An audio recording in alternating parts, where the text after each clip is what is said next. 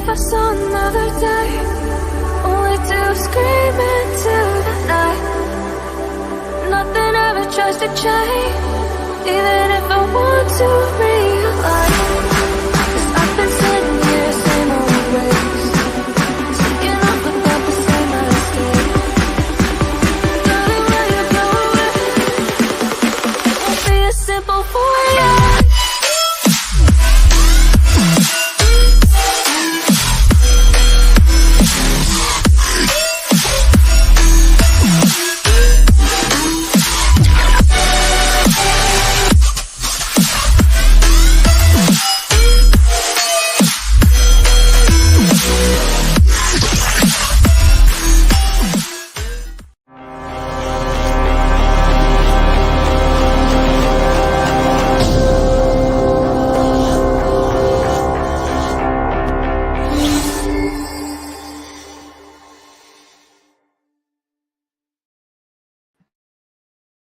Yo, guys. It is Old Man G here, back again with another. Well, it's the United Forum, actually, but a bit different because usually the United Forum, it's like a rare thing. We discussed a lot of things, but it's a midweek United show, and there are so many topics to talk about.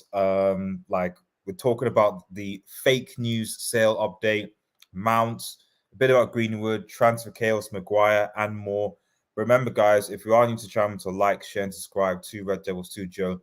Follow us on Instagram and X and smash the notification button for latest Manchester United news. Obviously, I'm joined by at Tom the Journalist as well. Shout out to also those in the chat. I see Rob, I see Matthew in there. Hope you guys are doing well. Tom, how are you doing? Oh, Tom, you there? He might be coming back. I'm sure he's apologies. No. I didn't realize I was on mute. No, I've just been talking to his side. Yes. Yeah, I'm doing well, G, as always anyway. And yeah, big up everybody in the chat and everybody who's watching via all the platforms. And yeah, make sure you share, like, subscribe as always. So yeah, let's get into it. Just for obviously those, I put in a thing in the poll saying, are you guys confident for the upcoming season? Are you guys confident for the upcoming season? Let me know what you think, because I have some, thoughts on that, and they're not particularly positive with all the news that seems to be coming out. Well, we'll see what happens. But let's just sort of get straight into it, actually. Shout out to Mo Buddy, man. Hope you're doing well, man. Let's just quickly get into this. Now, before I hand this over to Tom, I just want to say this. I actually had pre-recorded a video when this news from Neil Custis from The Sun came out about the Qatar takeover. And of course, I felt like, you never know. And he's been somewhat right about the Greenwood situation. Let's see what happens.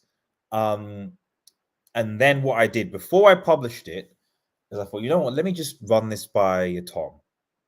Tom the Journalist, let me just run this by him just to see whether this is, at the time, breaking midnight BST last night. Let me see if this news is actually true. And Tom very helpfully was like, essentially, to summarize what's in the Twitter DM was, this is BS, basically. No one in the industry is saying this. And so I didn't publish the video. I noticed certain other Manchester United fan channels did, and were led astray by it. In fairness, I did watch United Stands Goldbridge, and he was like, he was surprised that a lot of people were taking this story seriously. And obviously now it's basically, you've got Ben Jacobs, Ornstein, a few others saying like, yeah, this is BS. And if I'm perfectly honest, I genuinely believe that this news came out as a means to distract and or try and generate some positivity around the club, given the negativity around Greenwood and transfers and the Glazers, all the rest of it. This was just some things like, you know what, this type of news, literally coincidentally around the time when the Greenwood news and things came around, let's try and inject some positivity into the fan base. This is what we're going to sort of leak. That's the cynic in me says that. But to be honest, I look at the situation, you're thinking it's just too much of a coincidence that this will come out, and that Neil Custis, who supposedly had links to the club, would release something like that. So I'm gonna hand this over to Tom because, like, what do you think about this whole thing? Yeah, well, obviously the report came from Neil Custis of the Sun, and they put it as a back page, article, and they didn't run with it as a front page headline or anything like that. So I think you can, if you really do what I guess we were talking about off air, was don't always take the tagline of an article, or if you buy newspapers or whatever, or you go to your local shop, buy a newspaper, and you follow the news that way as opposed to technology. Don't always look at the article and think, oh yeah, like the title and the context of the title. When you actually take the title of what it says and you actually read through the whole article, it's not really what it's complex to actually giving the information for. Neil Custis, as far as I'm aware, he's made 2 or 3 similar sort of postings around the Qataris are in talks over full negotiations regarding the Manchester United sale. They'd agreed a I think it was a £6 billion price, and that report was like 2 months ago. They were negotiating for exclusivity and preferred bidder status and so forth. So reports have been made similar about it, and rightfully in saying it, he does have the connections to Manchester United as a journalist leading it for the Sun. So he does have connections to the club. That's no thing that you can't take away from him. But ultimately and overall, when I see major news outlets that are proposing numbers, I would never listen to an article for anybody out there if I gave advice. Never listen to an article. And it's not just against the Sun, because I'd say it against any sort of news outlet or journalist. When they say a number, do not listen, because they don't know any numbers. NDA agreements breach and prohibit releasing of finances and protection of data protection. You put this, you have the Sun newspaper know that it's a £6 billion valuation that Qatar have bought Manchester United for. Well, Liverpool, City, any of your rival teams, if the Sun newspaper know that, these football clubs are going to know a lot more hard and incriminating evidence on what Manchester United does and how they actually operate as a football club. We've seen the precedent. Liverpool scouting network actually hacked Manchester City's network of scouting of the players that they actually scout, and they paid a fine for it and everything. We know about the Manchester City 116 breaches of FFP charges. So we know that these sort of leaks and data breaches happen and everything, but you can get a snippet of, right, this person's saying this thing, and we'll put 2 minds together, and what can we come up with? Let's make an article. But basing it off of what I've heard anyway, and what I got from your message when you actually inquired and asked me, is there any truth to any of this? And the one thing that I'd always heard from the US all the way through yesterday had been that there's been no stalling of the process. There's still the same pattern and process in place, but there's no connection to either of the 2 groups, Sheikh Jassim or the Ineos group, to say that you're the preferred bidder, you're going to win the race to buy United, or your bid's successful. And there has been a little bit of a snippet that's come out really from the Glazer family side of it, close sources to them, is that the reason being that there hasn't been a rapid intake and a process where the sales actually moved on to anything else. And you've had big sponsorship deals like the Adidas deal that have gone through United, even while this is going on, is based upon the valuations that Sheikh Jassim and Sir Jim Ratcliffe have put in their offers doesn't meet the Glazer family's asking price. And that's the reason why they are not prepared to sell this football club. They have made it very clear, if we get the money that we're looking for, we will sell the football club. And the myth and the theory, I crushed it nearly 2 months ago for people when they said, do the Glazer family really want to sell this football club? Well, everything has a price. So if you meet that price, they will be prepared to sell. It's as simple as that. But if you don't, then there's a situation where it might unravel and go to something else. But everything in terms of the US and what they were sort of saying in and around it from the reporting has always been that the Rain Group have trying to build a pattern and, if you like, almost bridge the gap where one of the two parties can do a deal with the Glazer family. That's been one of the theories that's been put out there. That's not confirmed or any truth, but that's one of the theories, is that the Rain Group know that the commission fees that they would get off of the Manchester United sale would be one of the biggest in their investments history if they can get with the actual cut that they would get out of the sale. I don't know the official percentages, but I'd like to think it's in and around 10 to 15% cut of whatever the overall package sale would be. But it depends on the terms that they set with the Glazer family when they opened a sale process. So, but at the end of the day, the marketing tool that they have always used, and I knew this especially from Rain, has been that they always said pursue full sale where possible. And then 3 weeks ago, they specifically said the Sheikh Jassim offer, you should sell this football club right now, even at the price that he's selling at, or he's wanting to buy the club at, but it doesn't meet their evaluation. So, if, like I say, this theory that's been come out from the US around the Rain Group are trying to bridge the gap between one of the parties and the Glazer family to come to some sort of an agreement, that pushes more towards Sheikh Jassim, based upon that they have said to sell this football club now. Their whole financial information, resources, everything that they've used to be successful, investments and merchant bank in the Rain Group, everything that they've really built their company up upon is telling them that you should sell this football club now. You have some of the most powerful and influential people in the financial sector in the US and Wall Street telling you to sell something. I think you should listen to them. So, in many cases anyway, with the Glazer family is, nobody knows what's going on in their mind. So they could think right now, we'll sell this football club. They could think, we'd rather take a cut deal and sell a percentage or partner with somebody. But the one thing that is for sure is that the financial investors, the financial aides, advisors that are close to the Glazer family, I've discussed them before in the Rothschilds, the Rain Group, who they actually pay to market this sale, are telling them both, you should sell this football club, because the market value that you are getting now, even though it's not your valuation price, is double the share price of what United is worth. And realistically, it's never going to get any more offers like that. Not in the next 5 to 10 years, unless like you've always kept with the theory, you have a madman billionaire is going to wake up one day and think, I'll pay $6 billion for United. Unless you're going to have somebody like an Elon Musk, Jeff Bezos walk out the door and point you a blank check. It's never going to happen.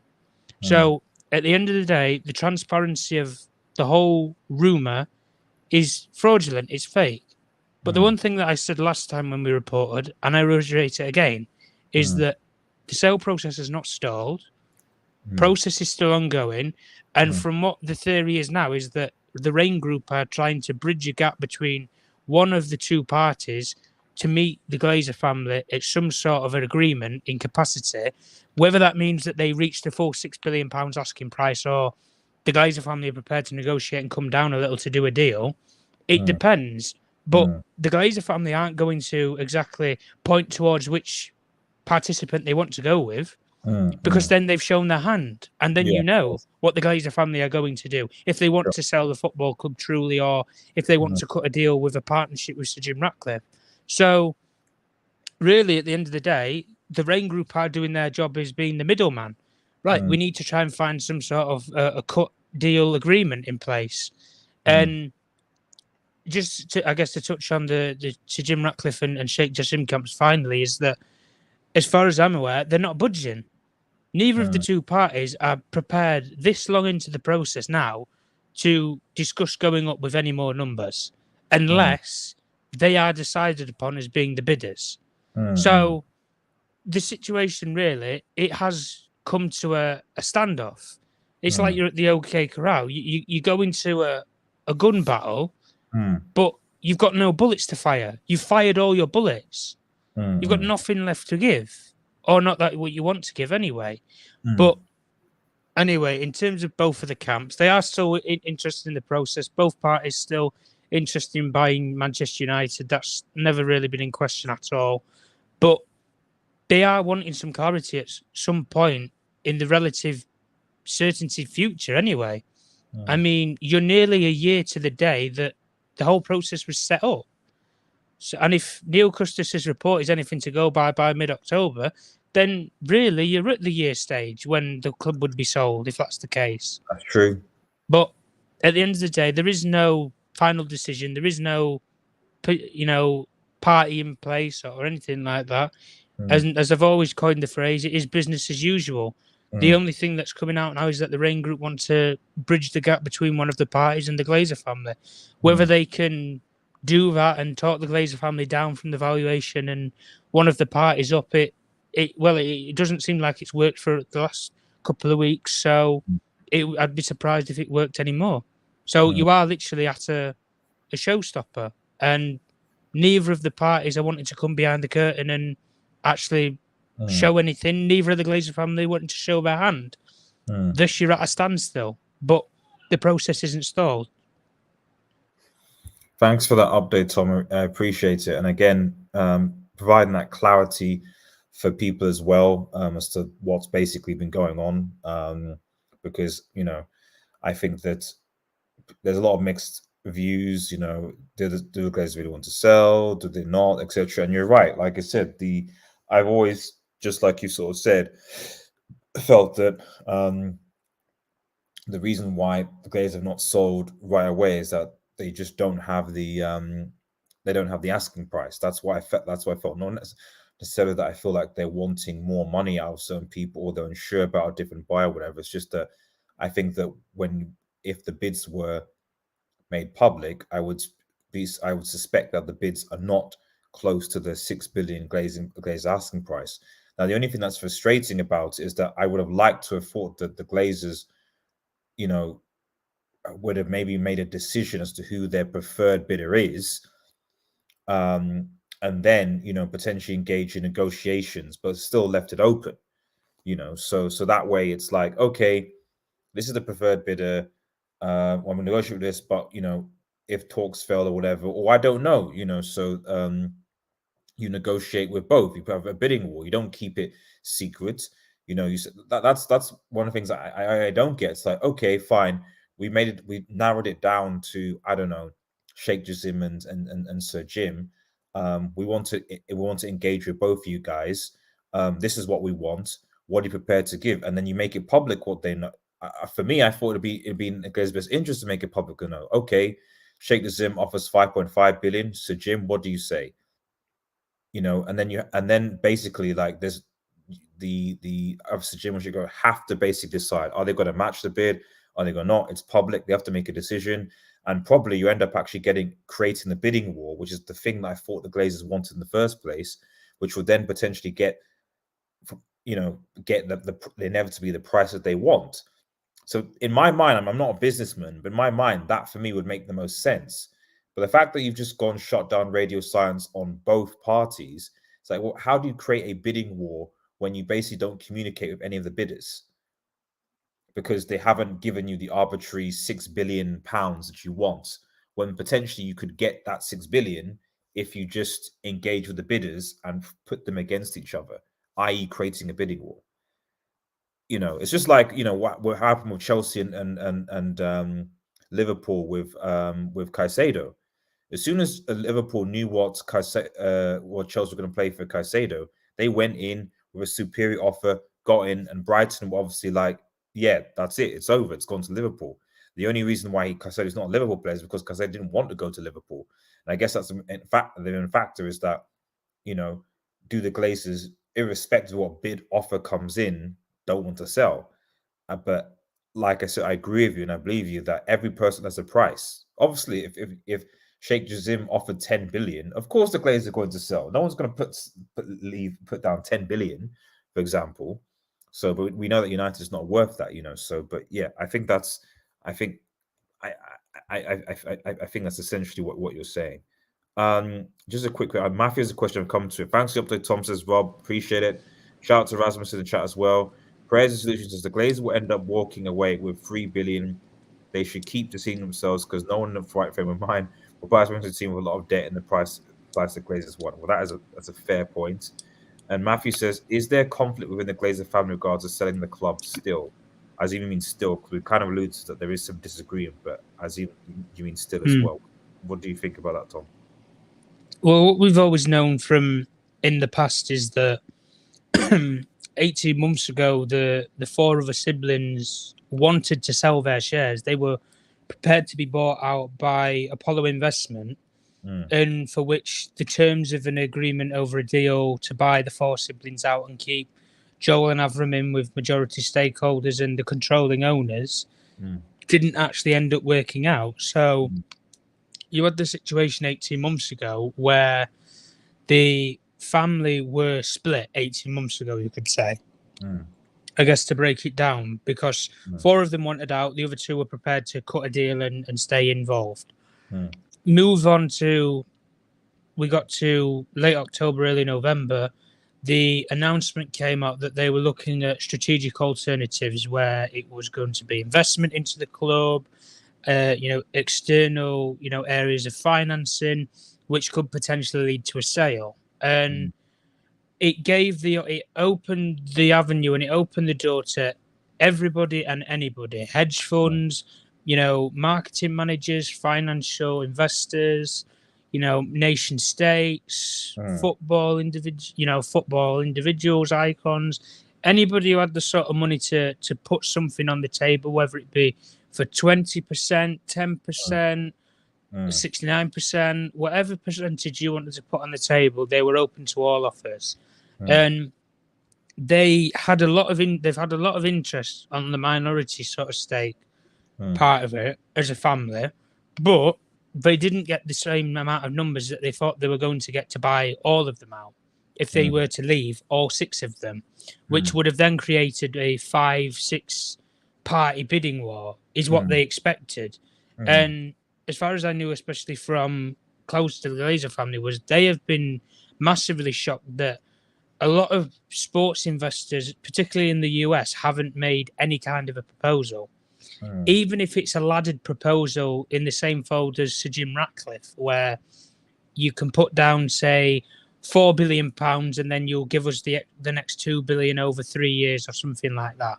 They're very shocked that there hasn't been a Todd Bowley described sort of individual that would put so much money in partnership with, say, a hedge fund or an investment firm to then buy so much of the club and then buy the rest of it at a later date.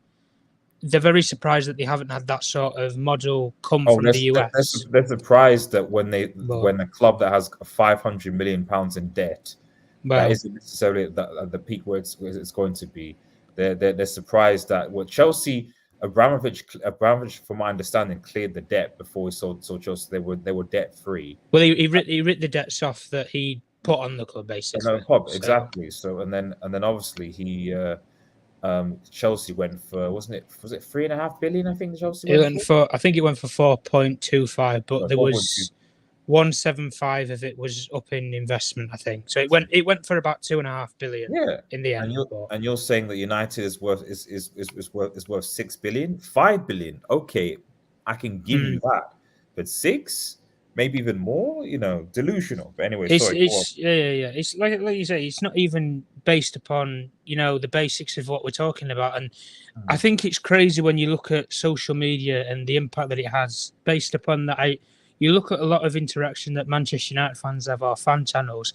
They blow figures of around like, why doesn't Sheikh Jassim or Sir Jim Ratcliffe just pay 6 billion? Why doesn't, somebody from the Middle East or a nation state come in and give them 10 billion and it's all done and it's all sorted and it's over? Like, they're playing around with billions as if it's monopoly.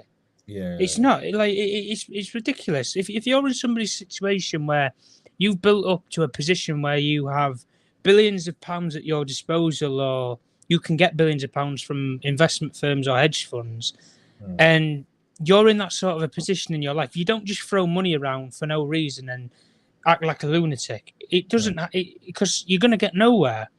And the best model that you can look at is Chelsea. They bought the club for 2.5 billion. They pledged 1.75 billion pounds into the club. They pledged that they were going to rebuild the stadium or modernise it, do something with it. Todd Bowley and Clear Lake Capital, they've not done anything with the stadium. They've still not decided what they want to do with it. But they've blown nearly £1 billion into the transfer market already. So £1 billion of that pledged investment's already gone. Already. And they've not even been in the door 2 years. And Manchester United, like I say, you can always say, it's bad with the Glazer family, but be careful what you wish for. That's all I'm going to say, because we know the expectation of United fans, whoever comes in as a new owner, is going to be that they want the Galactico sort of signing every single summer.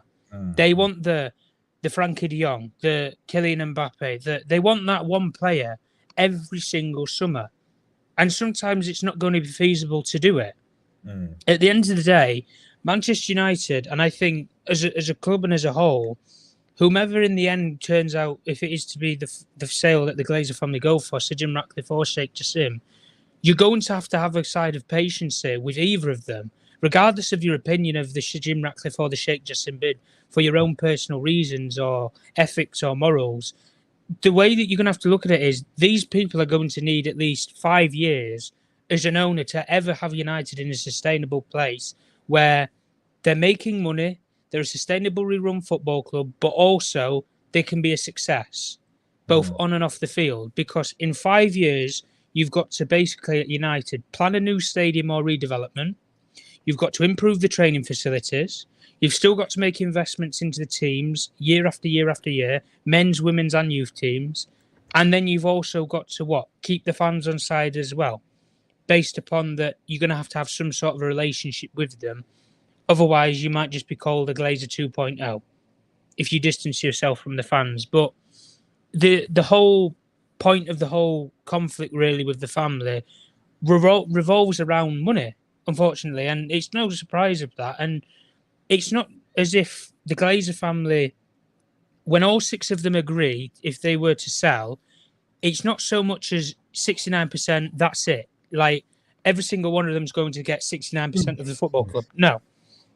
If you properly go and do your research, and I'd have to go and do it to actually make the official figures up, each of the 6 members have their own percentage of the shares, but it totals up as a family if they have to sell some of it.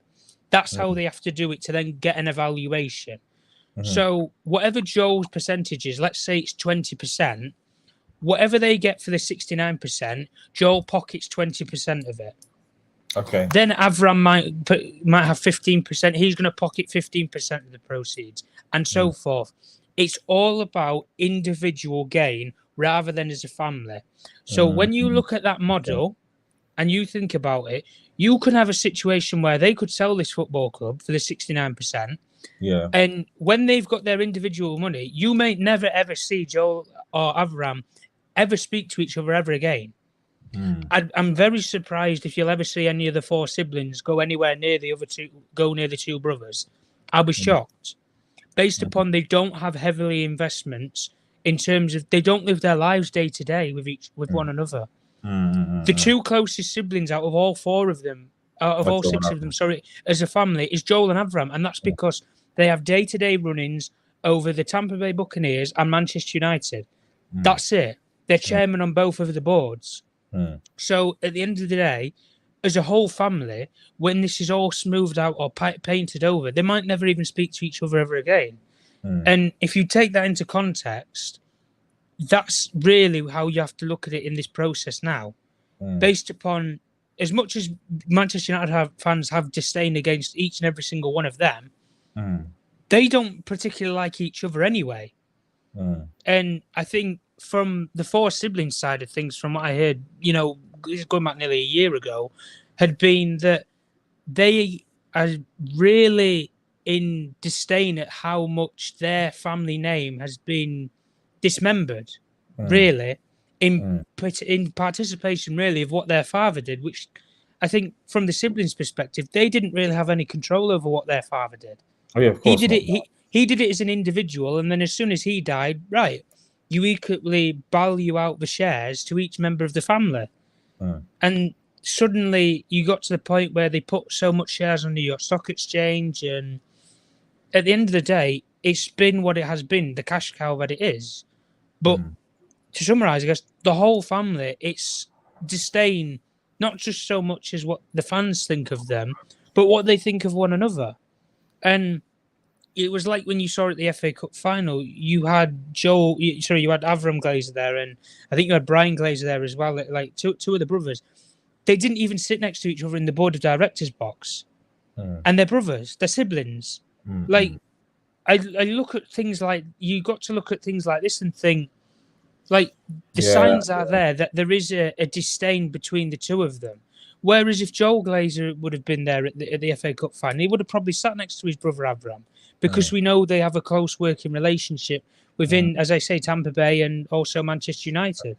So I think that's between all six of them. Yeah, so I mean, I think the way you explain that, I think is quite eloquent. I think it's a good reason as to why, and probably significant reasons to why, so there's been such a delay, because I think a lot of people, even United fans, just think the Glazers as just Joe and Avram. They don't think about the other four siblings. And to add to the fact, as you rightfully said, so they clearly, a lot of them don't seem to get along or speak to each other.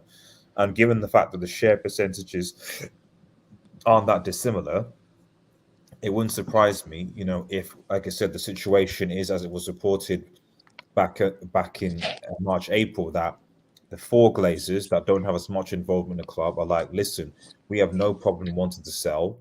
Let's get our, up to $1 billion or whatever it is that they'll offer, and let's leave.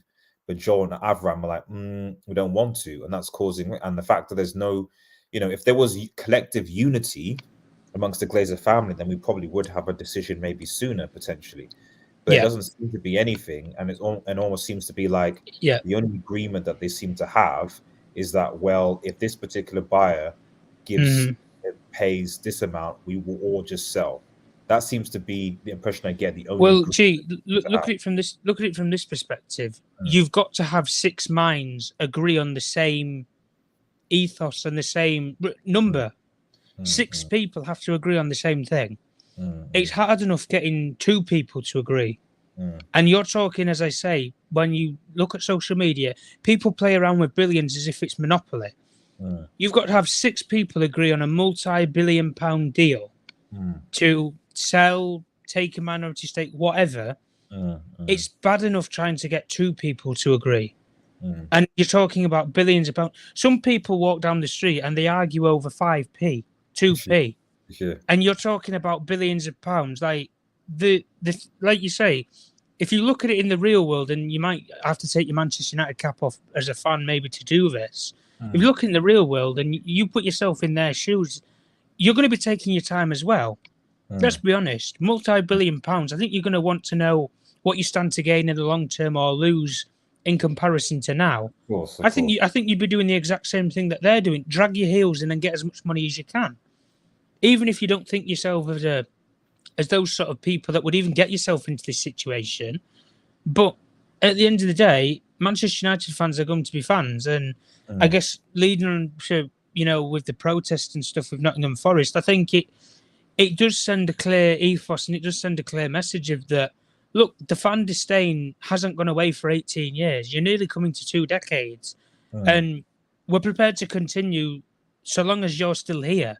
And even if you cut a deal with an investment firm to sell a percentage, even if you only owned 1% of this football club, that could easily still be 1% influence in anything. Anything. That's a sponsorship, that's a player, that's a manager, that's a recruitment, director, whatever. That's still you there in some capacity. And the fans have had enough. It's as simple as that. They have had enough.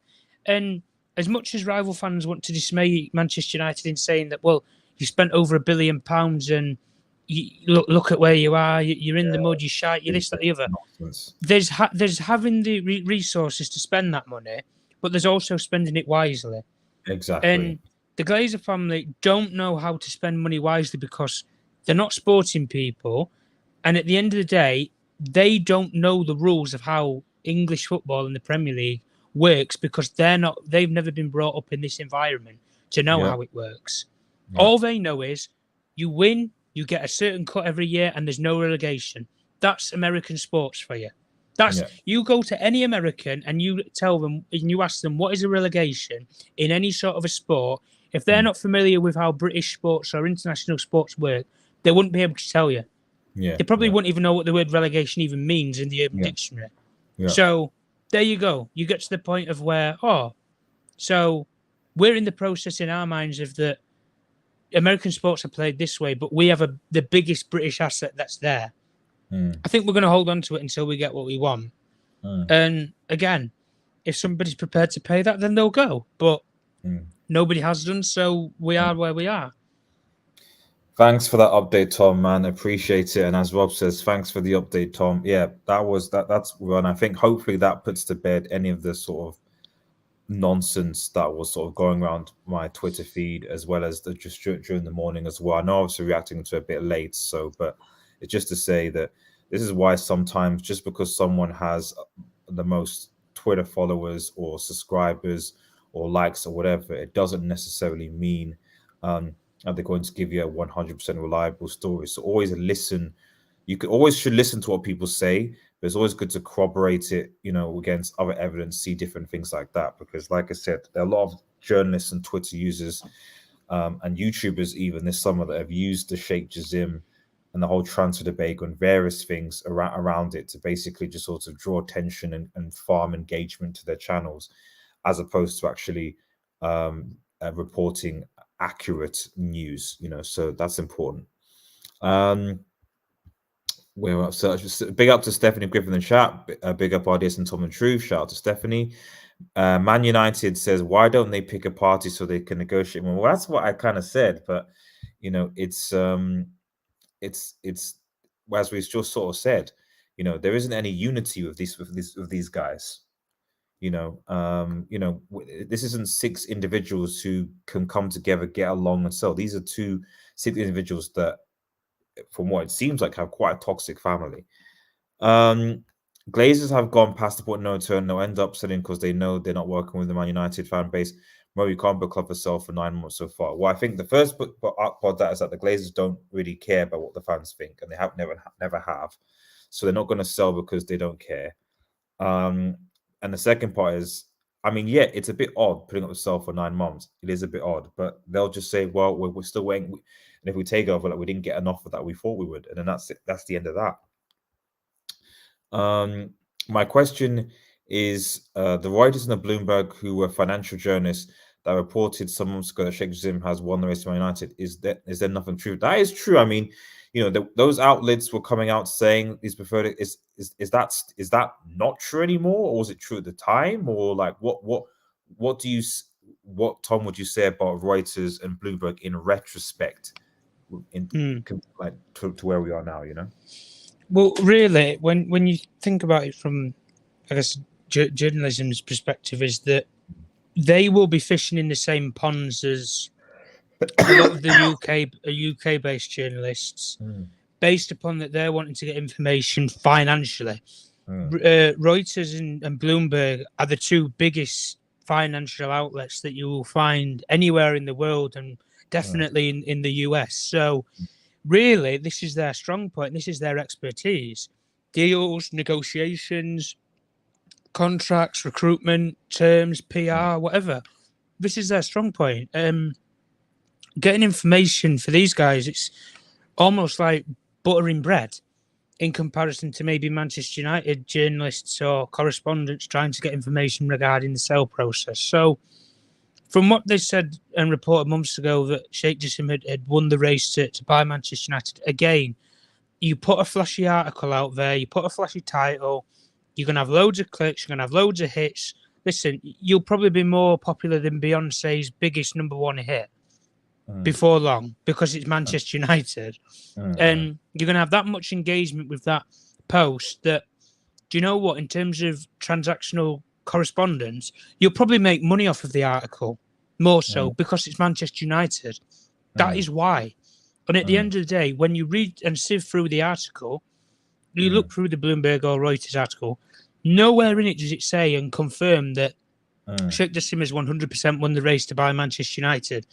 And, negotiations had taken for so long and an agreement has been reached or anything like that. And notice how no journalist, no news outlet, no article has ever said an agreement has been reached. It's always been £6 billion asking price. Sheikh Jassim with Sir Jim Ratcliffe is the front runner, leading contender, whatever. There's not been an agreement has been reached. Nothing.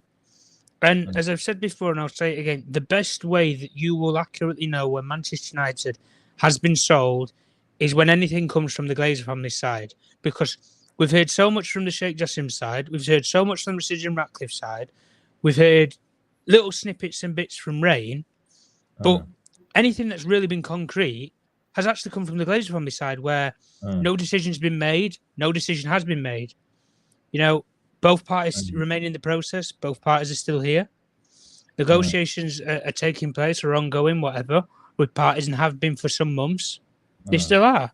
So at the end of the day, everything that's come from the Glazer family side has been concrete and factual. Anything from either of the parties, clearly, as we sit here right now, still talking about this, clearly hasn't come true. So, therefore, I would say you play on the heartstrings of really what it comes from the Glazer family side. And again, as soon as something concrete comes from them, that's when a lot of journalists' ears will prop up and think, we need to listen. Because these people control what happens to this football club. Rain don't control it. Sheikh Jassim doesn't control it.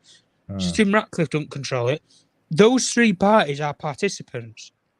The Glazer family can easily pull the plug on this tomorrow and say, do you know what? You haven't given us the offers. See you later. We're not interested in selling. We're not interested in taking investment. We'll just continue as we are. They could do that, and nobody can stop them. But at the end of the day, the valuation is set £6 billion. And clearly, as we're still speaking about this now, nobody has hit that number. And if we're being realistic and honest, I don't honestly see how, even if the parties are close to that number, if they're close to it, they might as well just cross the finishing line and pay it. They might as well. I mean, if it's, as being widely reported, the Sheikh Jassim offers £5 billion, let's just say that. His father has just put up, apartment complexes in London for £500 million each. If he gets £500 million each for both of them, that's another £1 billion, right? Well, there you go. Then he could pay the £6 billion. Call it a father's IOU to his son, and people will put two and two together. And there's doing your due diligence and analysing and researching, but there's also digging for something that's either already been dug up or isn't even reachable to surface. And you'll hit bedrock before you actually hit anything at the end of the day. So best transparency for it all, really, is we can come to the perspective of that no decision has still been made by the Glazer family, clearly. But there is still something going on. They're not just going to drop this as a family and think, we're just going to leave it. Let's not talk about it. Let's not discuss it. That's the one thing that I think that pains a lot of people when they say it's stalled. How can it be stalled? They are going to be talking about this when they wake up, when they're having lunch, breakfast, brushing the teeth, on the phone, whatever. These people have got nothing else to do. Everything's done for them. The football clubs run for them. The money rolls in every single year. They just sign off on this sponsorship deal, this decision, redevelopment, whatever. That's all they do. They just put their signature to something and that's it. It's as simple as that. But now that this entails them and it means that they could get billions, they're going to take a bit of time with it. And as I've said before, and not to sound like a record player, but getting 6 people to agree upon one price, one agreement and one thing where it's all about individual gain rather than collectively is the problem. And if somebody doesn't feel like they're getting as much money as their sibling, like I say, you could have Joel that has 20% and might get $1.5 billion of the whole proceeds, but you could have Brian over here that only has 5%, and he might not even scratch the surface of $250,000, $250 million, sorry.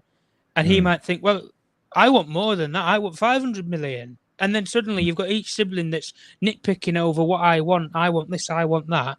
And then the price of the club suddenly has to go up. So making a deal with 6 people isn't that simple. And as I said before, and I'll say again, if this was one individual, if it was still Malcolm Glazer that was alive today, and it was one individual, you would have a decision by now. Because the research and studies scientifically around major decision making, and it's been analysed on the brain and research. And you'll know this, G, from your actual career and what you actually do day to day in the health sector. Science and research doesn't lie to you when it's definitively proven. Thinking and thought processing, especially when it comes to decision making, can take up to 6 to 8 months. But anything longer than that, then in their mind, they've already made a decision. They just don't want to say it at the end of the day. Research and studies prove this. So, but it's not one mind that you have to think about. It's 6. And it's 6, six, you've got 12 pockets and, 2 pockets on each person that you've got to fill. And if you don't fill each one of their pockets, well, what's going to happen, G? No sale. I know. Thanks for some right. We want for 4 moments on the QATAR sale topic. We've obviously got 3 more topics to talk about: Mount, a bit about Greenwood, transfers as well. I'm going to quickly just read some of your comments, and we'll quickly go on to Mount because I've got to say a few things about that. So Man United says, "Man, imagine they sell and it's Qatar when it's official. Everybody outside will be wearing that thing on their head. I can't wait." Harry Maguire, and you're more than happy to come in and take him back. We'll take about 25 mil if you want.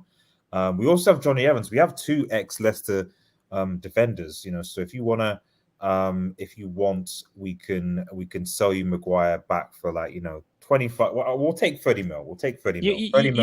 You might need him in the Championship. Exactly. He's definitely good enough for the Championship, Ants, man. He's definitely good for Championship, Ants. So 30 mil and he's yours. Or what we could do is we could do a swap. You don't have to give us 30 mil. You just give us any actual, and we'll give you about 10 mil, and then you can have Harry Maguire. How does that sound?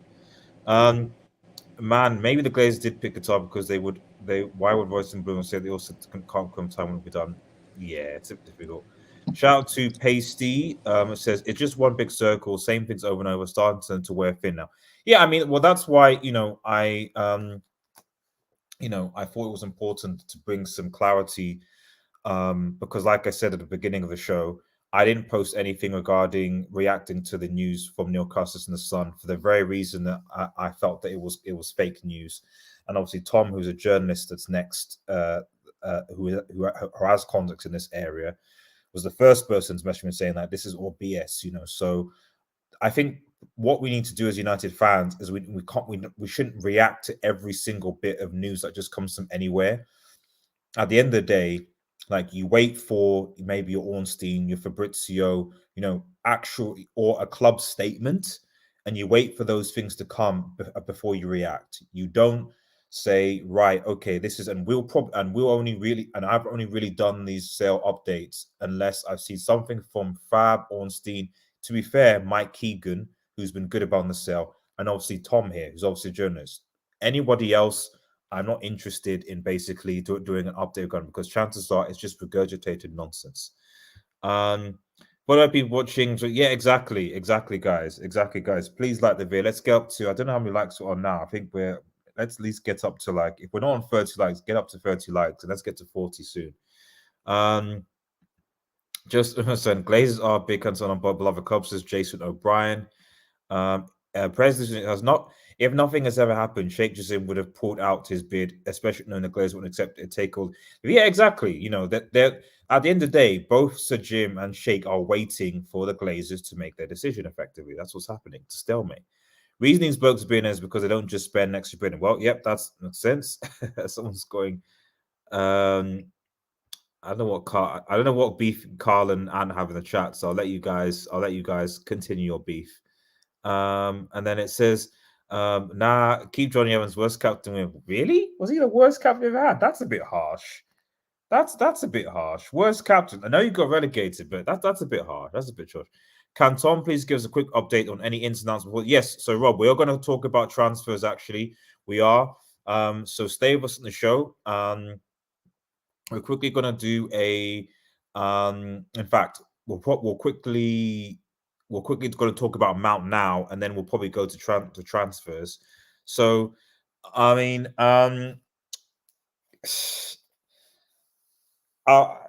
listen, Mason Mount didn't play for quite some time last season for Chelsea.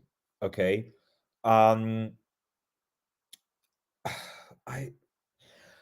Tom, like okay.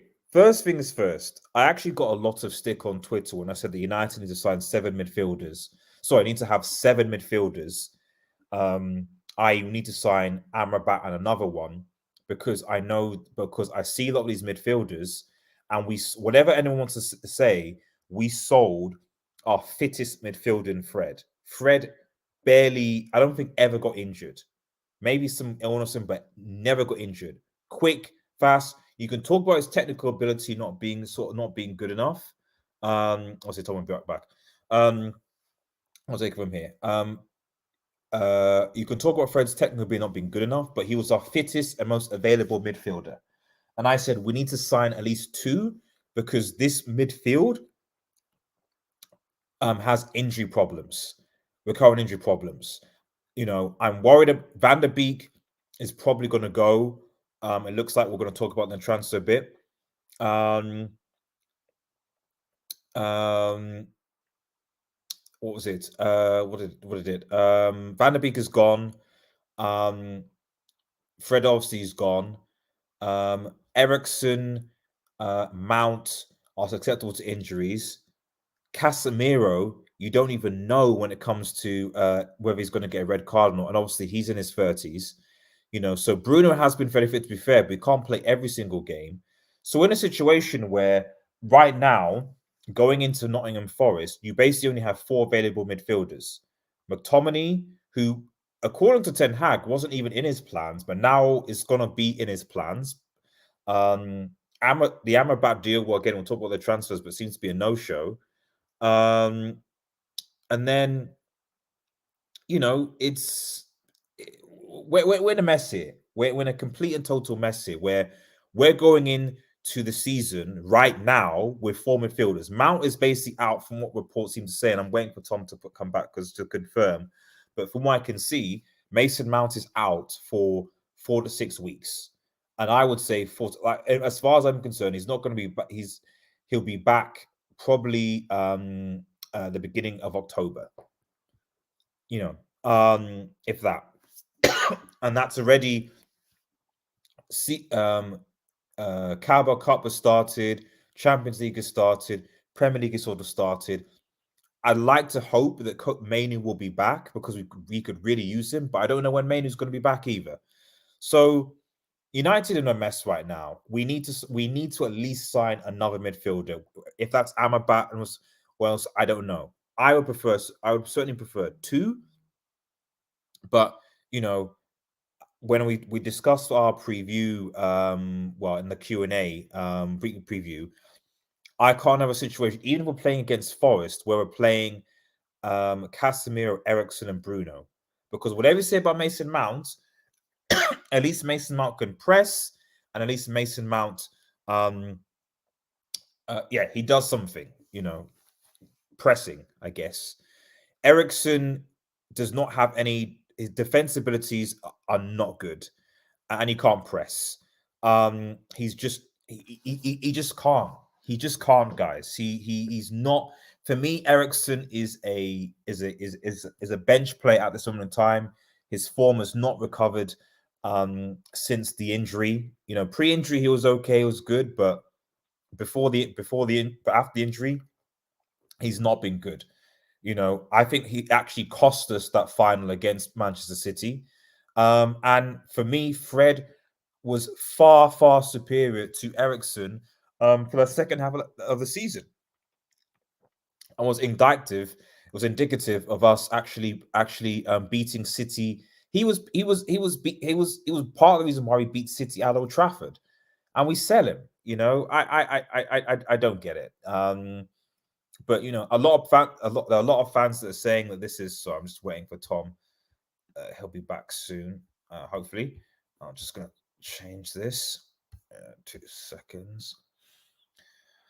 Yeah, there are a lot of fans that are saying that this is great. This is fine. Mason Mount's not going to. But who's going to replace Mount?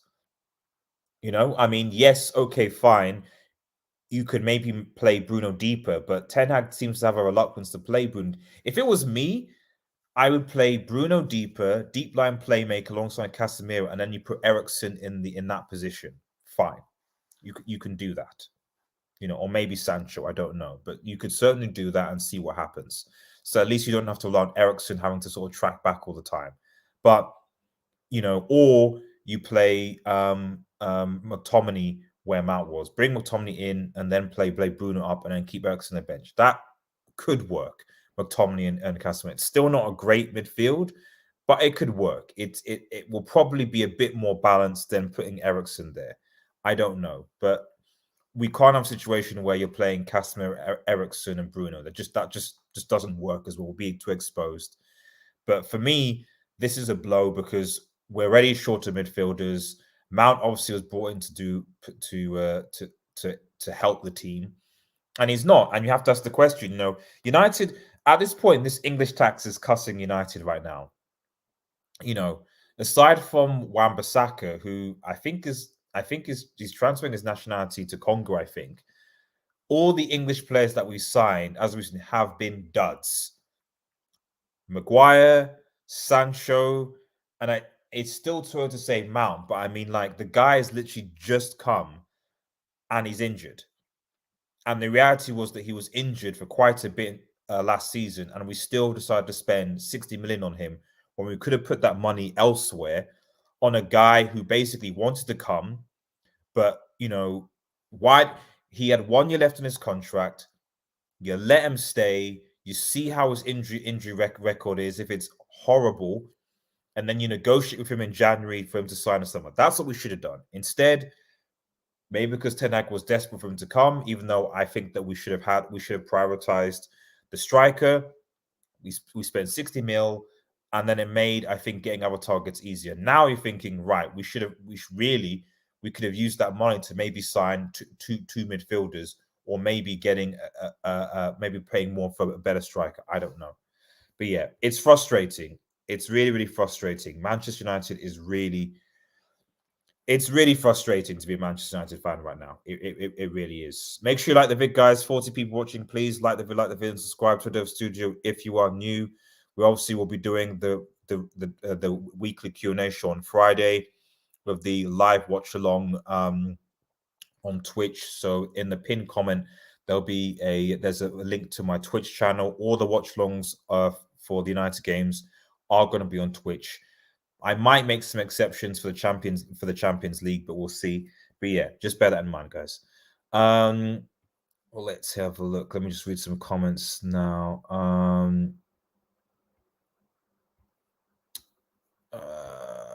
Let's have a look.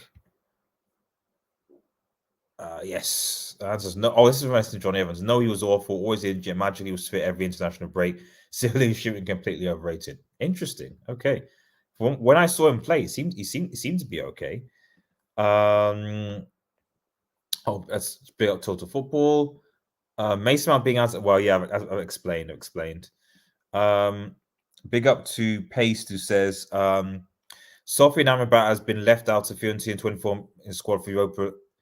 Of the Fiorentina 24-man squad for the European Conference League clash with Rapid Vienna on Thursday. Is this due to pending?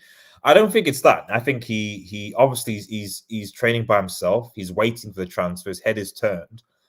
He's waiting for Manchester United, and right now, I think Fiorentina are desperate. So I think, to be honest, and this is what's mad, is that I think if United put in a bid of like 15 mil, we could probably get him for 18 mil.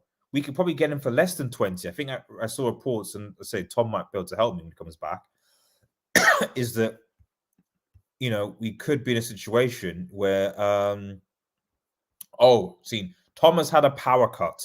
So he would try and come back, but it's possible that he, just as I was thinking to Rob, it's possible that he might not be able to come back. But he'll try and come back as soon as possible. But yeah, there's been a power cut. That's why I had to head out.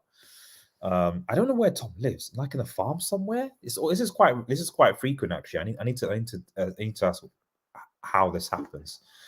But yeah, that's what I think. But United don't seem to have the money at all. Whether it's because of FFP, I'm not sure. But obviously, sales wise, aside from Tellez and Fred, and Elanga, and I think Iqbal as well. That's it from a sales point of view. And apparently we don't have enough money to even 20 mil to sign a midfielder. So this is the thing, guys. I almost felt like the success that United had over the last season almost convinced the Glazers, or some of the Glazers anyway, you know what, maybe we can still get something from this club, to almost do the same thing that they've been doing so many times, which is they'll maybe invest heavily in the first window and not so much in the second and then not so much in the third. And it's this perpetual cycle that the Glazers keep Manchester United in, where they'll hire a new manager, promise them a lot of false promises, and then slowly but surely retract the promises until eventually people start turning on Ten Hag, which it looks like some people are starting to already, and causing problems. Note, it's not Ten Hag's fault. Yes, he's not perfect, but we got to know who the real people in charge are. David Mean says, big up. I like Fred, like his energy in midfield. On this day was decent ball. I know he does have a stinker. Yeah, I mean, of course he does. So, but the fact is, he was available, he was fitter, and in my opinion, him playing alongside Casper and Bruno is far more balanced than Mount in that midfield. I'm struggling to see how much better Mason Mount was than Fred, if I'm perfectly honest. But it is what it is. And yeah, it's reduced asking price. Obviously, you can see these guys are members. If you want to be a member and you want to support the channel, smash that. Consider becoming a member. We're doing memberships only streams, and I will be posting membership only videos as well. What's going on with McTominay? As far as I'm concerned, McTominay, we're going to do a transfer. Well, I guess I can combine it in the two, really, because it's an hour. So we'll combine the Mason injury and the transfer chaos together. So from what we know about McTominay, basically, he's essentially, he wasn't in Ten Hag's plans, because obviously Ten Hag wanted to sign up midfield in which, and Amrabat was on the list. Mount's there, Bruno's there, Casemiro's there, etc. If there was an understanding that McTominay would be moved on, but obviously now that Kobe Mainu, obviously who was part of Ten Hag's, is injured, now that Mason Mount is now injured, McTominay is obviously now in Ten Hag's plans now, just by default, that there are no fit midfielders. Donny van der Beek, I suspect that Donny van der Beek will stay if Manchester United don't get another midfielder. How involved Donny van der Beek will be, I don't know. But, I just don't like the idea that we're in a situation where Maguire obviously looks like he's not going anywhere, because I think from the reports that that United weren't willing to. I think United offered to cover a certain amount of his salary, but not the full. I think pay 6 million out of the 10 million that he was owed or whatever. And he's like, yeah, screw that. He's staying. But again, him, McTominay, Ten Hag has essentially said they're not in his plans or not, but their players are going to stay in. And this, I think, for me, is the thing that worries me the most as a United fan, because you still have already 4 players. Fred, to be honest, I don't think Fred was a disruptive influence. He was happy to do his part, his job, etc., and then obviously got his move. But you have 4 players, in my opinion, and those 4 players are Maguire, McTominay, Van der Beek, and Dean Henderson. Because we haven't forgotten about Dean Henderson. Dean Henderson was linked with move away to Nottingham. Has now not got that anymore. At the end of the day, you've got 4 disgruntled players who haven't got their move, who are in a situation where the coach doesn't want them, they can't get their move, and so that's going to create a toxic environment. Especially with Dean Henderson. Because I suspect that he contributed to the leaks when that happened. But him, Maguire, McTominay, don't be surprised if all those 3 stay, but they're not involved. Don't be surprised if you're going to get if we end up getting a ton of leaks this season, a ton of leaks, a ton of negativity, a ton of people trying to stir things up. Don't be surprised, because we should have offloaded these guys who didn't want to be here, but we haven't. I'd like to hope that we can at least offload Van der Beek, whether it's a loan move or whatever, and and Dean Henderson. Brandon Williams, I think, is in that as well. It looks like where that at least seems to be a somewhat positive. It looks like with Brandon Williams, according to Fabrizio, I think it was that we seem to be wanting to go down the line of a loan to Ipswich Town with an option to buy. Again, the amount that we're probably going to get for it isn't going to be that much, but at least it's something. But it just goes to show you how mismanaged Manchester United was, because you look at City, you look at their academy, and you look at how all the young players, youth players, even players that haven't even had a debut in the Premier League, they're going for tens of millions of pounds.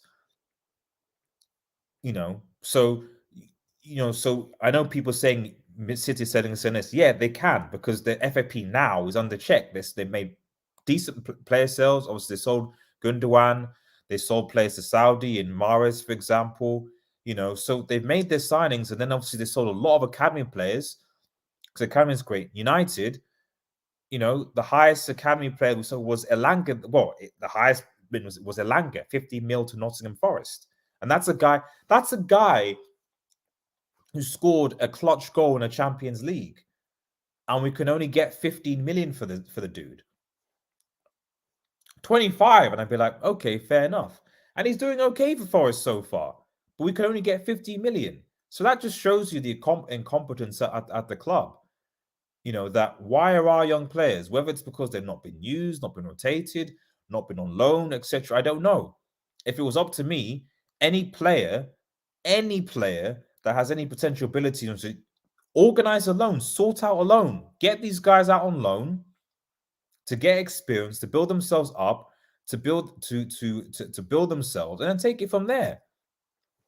That's what I think, but I could be wrong. Let me see some comments here. Anthony 80 mil, not English. Yeah, I mean Anthony's. That's true.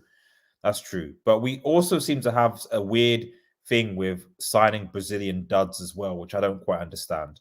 Like I think like I can't think of a Brazilian Manchester that's ever been good for us. I mean, to be honest, the closest you can make a case consistency-wise is actually Fred. Fred has probably been our best, in quote, Brazilian player, because I know people might say Rafael and stuff. I'm like, I don't know, average, but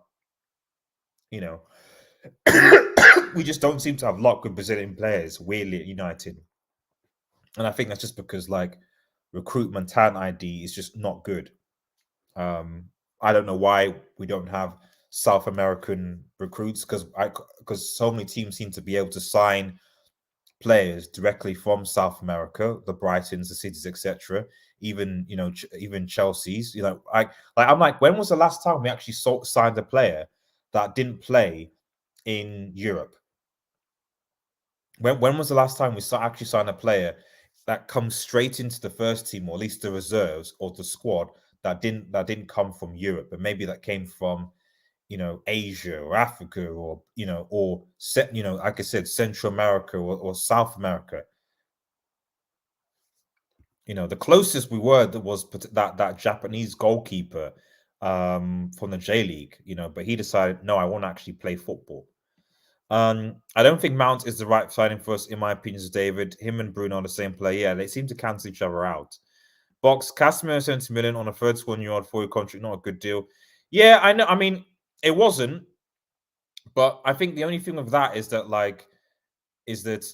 we at the time we needed a DM, and we didn't have any. And I don't know whether there was any. I mean, I guess were there any DMs available for a cheaper amount?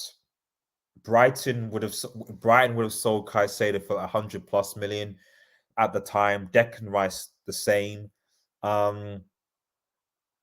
Again, that's where good scouting comes in. But as we know, United don't have good scouting.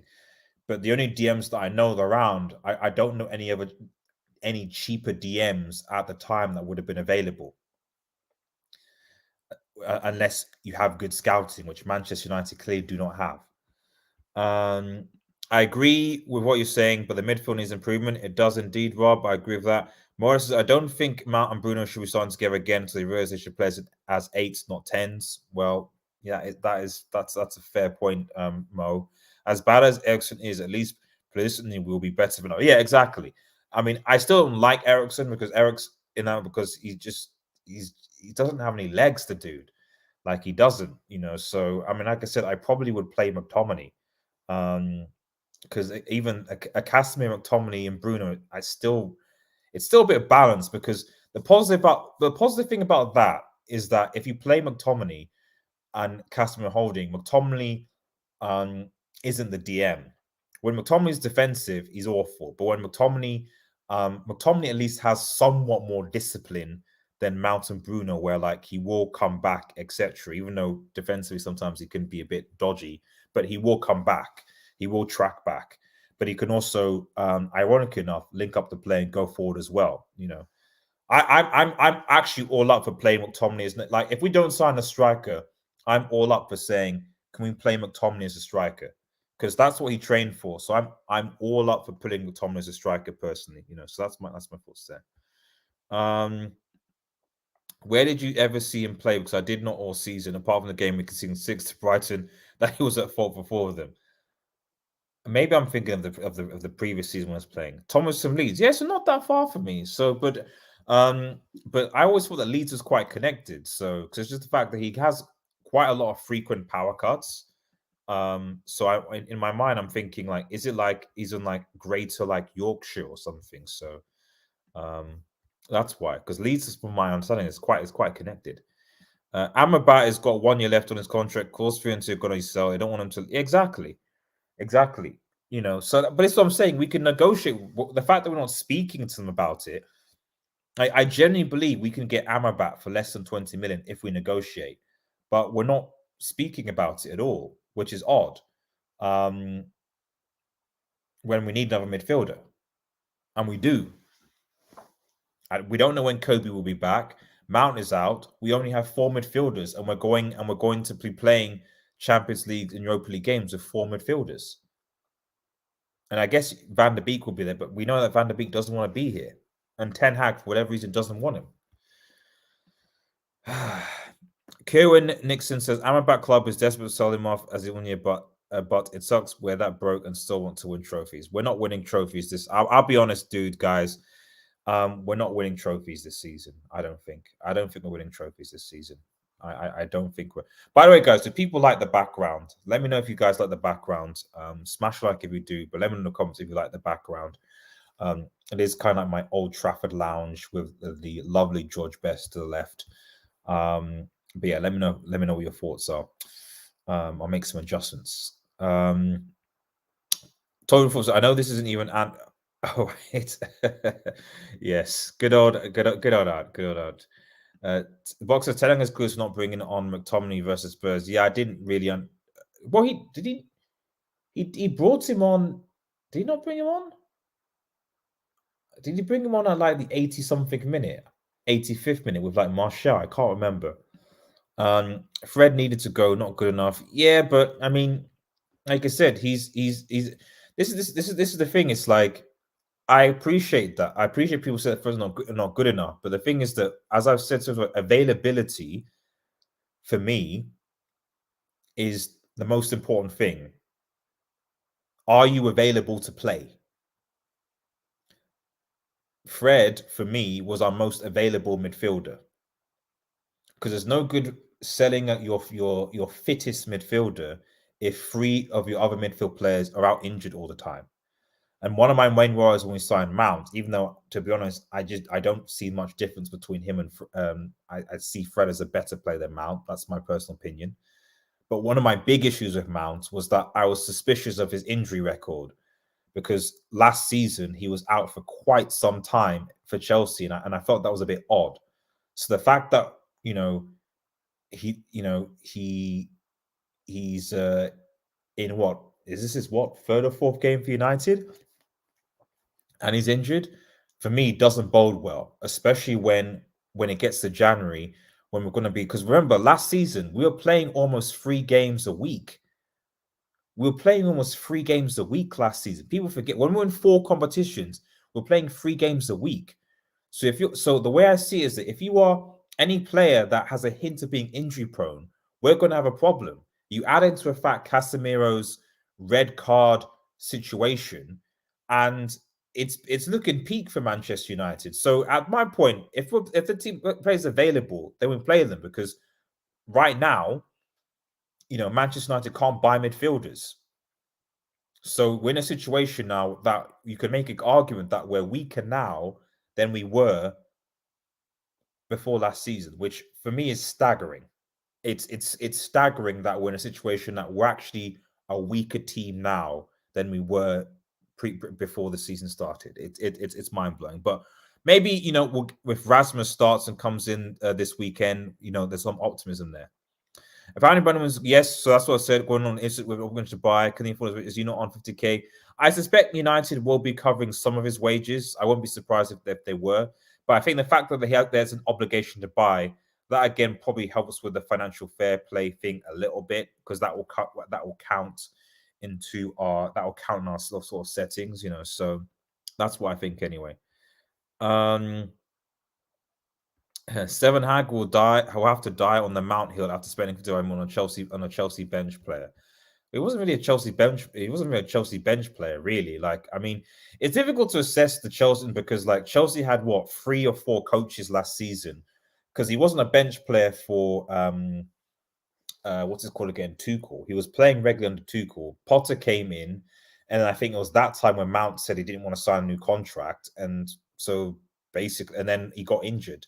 So, but as far as when he was under Tuchel, he was playing regularly under Tuchel, and obviously won a CL. So it's a bit. I've seen a lot of Chelsea fans being revisionist, being like, he was a bench player, he wasn't a squad player. They're just like, hang on a minute, like, I'm fairly sure if he was there when Pochettino and he actually agreed to sign a contract extension, Pochettino would probably be playing Mount. So let's relax. Freddy's third is too many oldies. I mean, I don't disagree with that. I just wish that we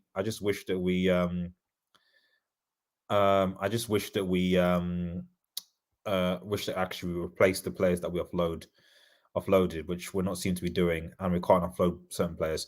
Crazy we're that broke. Why these Glazers don't take the well, sorry, Kerwin, it's not happening. Buying it, I think. Well, he's not the only one. He's not the only one. I didn't forget about how good was Anderson though. Yeah, Anderson was all right. Raphael, I don't know.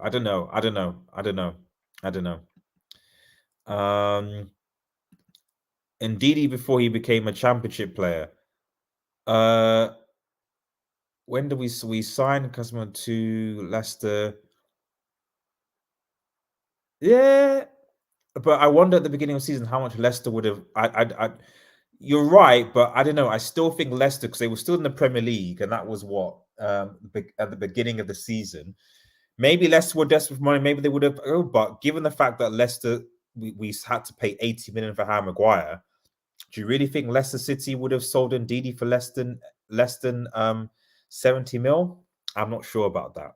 I'm not sure.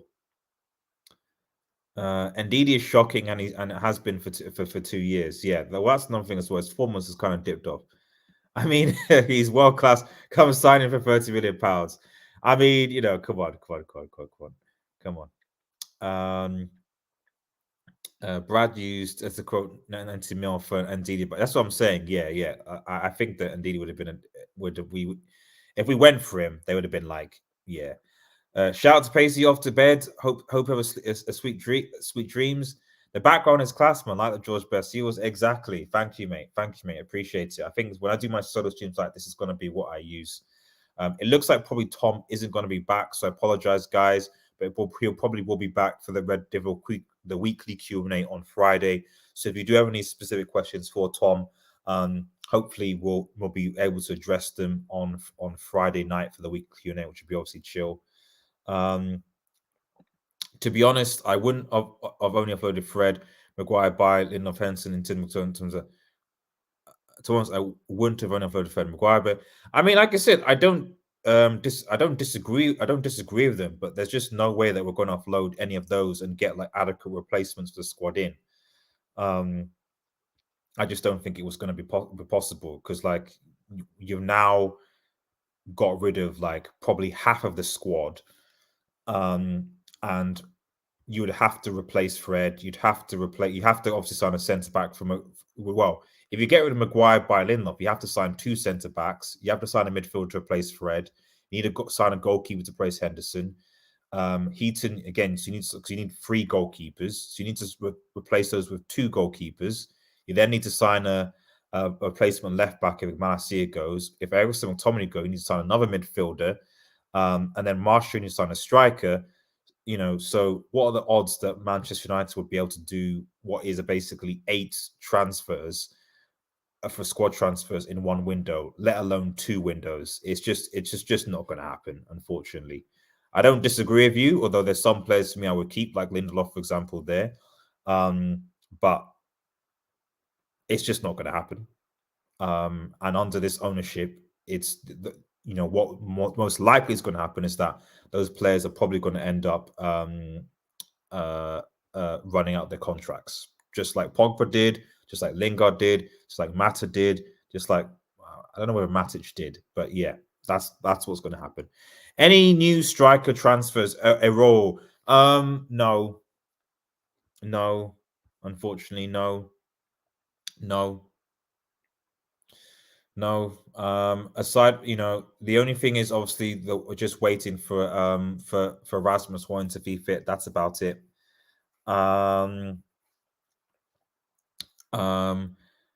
But that's it. I don't think United are going to be going for another striker. I think the rumor, according to Fabrizio, was that ideally United would be going for another striker and midfielder, but noise around that is getting quieter and quieter and quieter, guys. It's quieter. Maybe a goalkeeper might come in because obviously because right now we just have, I think, we have 3. We have Onana, Heaton, and Henderson.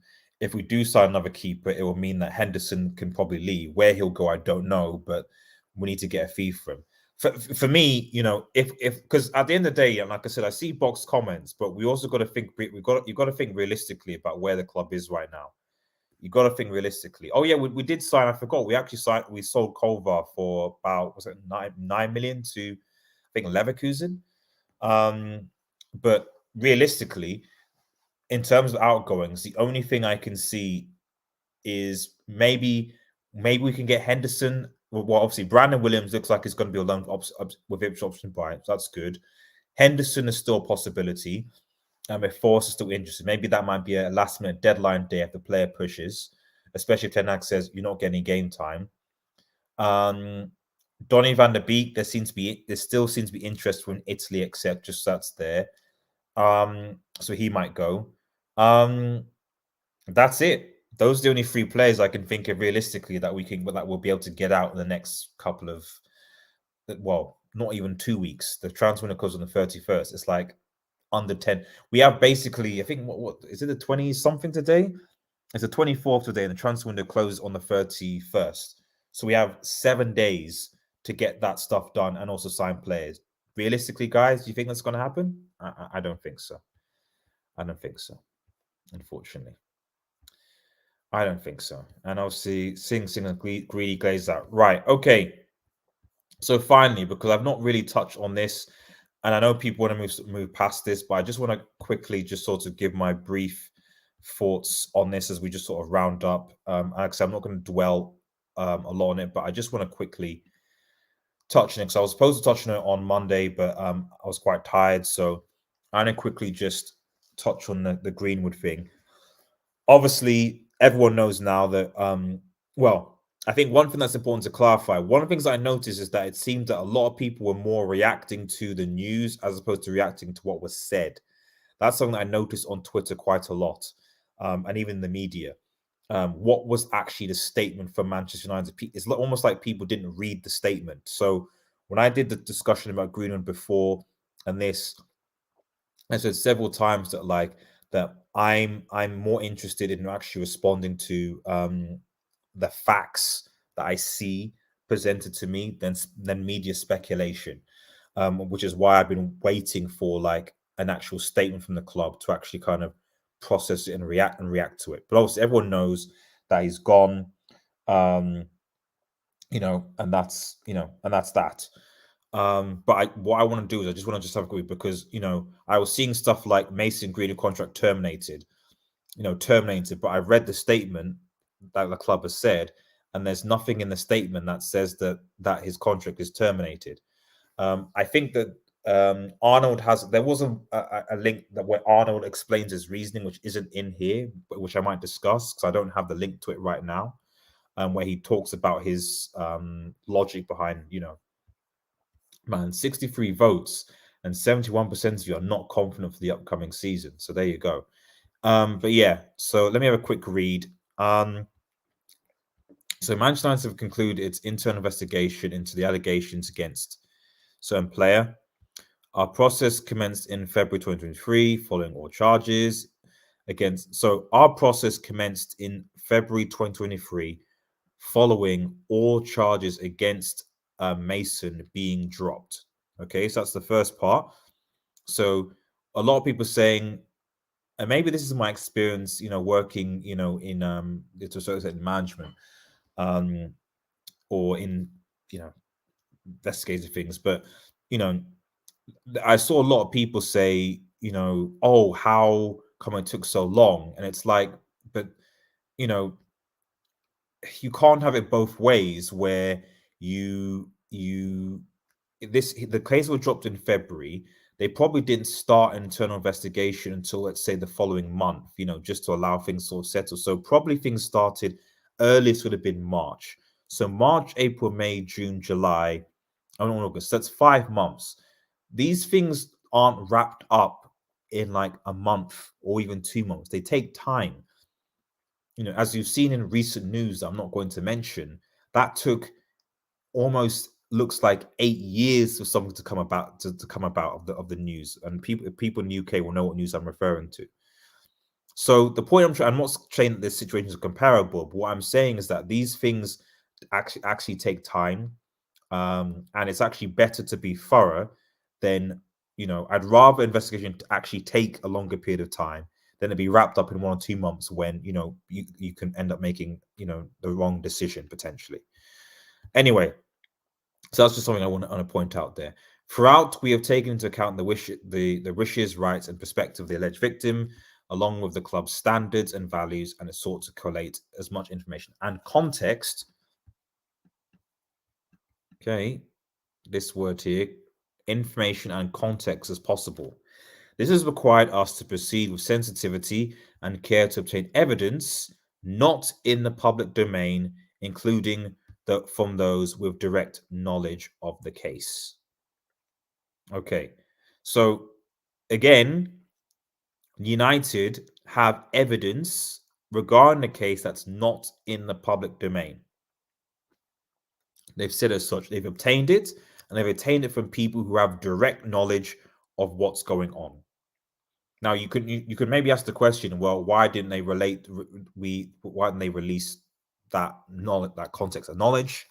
Again, there's probably legal issues and the concerns about that, Based on the evidence available to us, we have concluded that the material posted online did not provide a full picture, and that Mason did not commit the offences in respect of which he was originally charged.